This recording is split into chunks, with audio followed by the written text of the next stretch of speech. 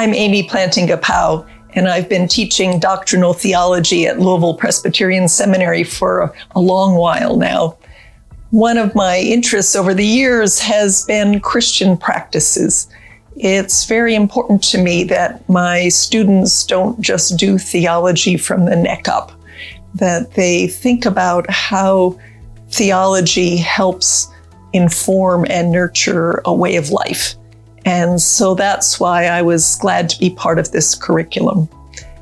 When I was asked to pick a practice for my lesson, I chose one that I think is often ignored. And when it's not ignored, it's often misused. So that was a challenge to me. And that's why I chose to write on Walk Humbly.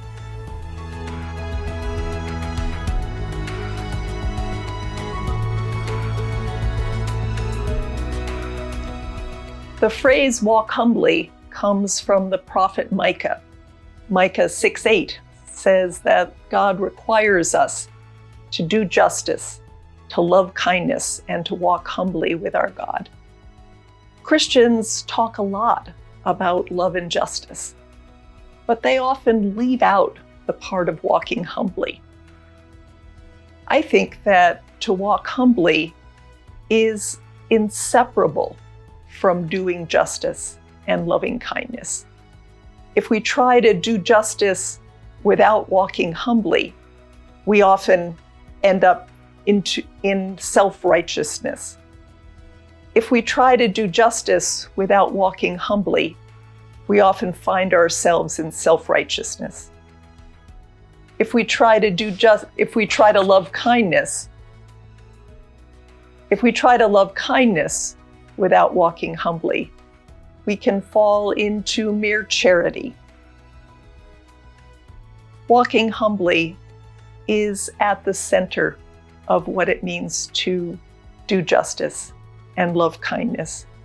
It helps us live into the kinds of creatures, the kinds of neighbors that God wants us to be.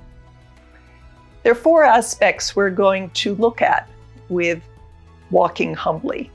The first one is, remember that you are dust. This is a phrase that comes to us from Genesis 3.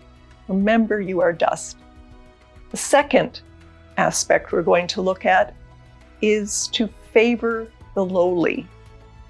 Walking humbly has sometimes gotten twisted, and this is a way to remind ourselves that God favors the lowly.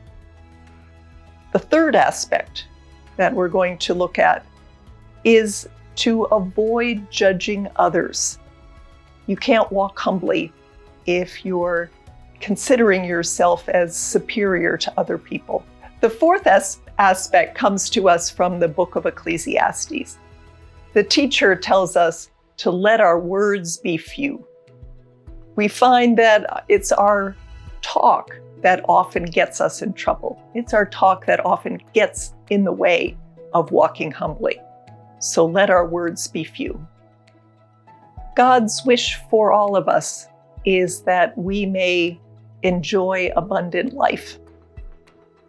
It sounds paradoxical, but walking humbly is a key to finding that abundant life. I hope that by thinking about this practice, we can all find our way to the abundant life that God wants for us.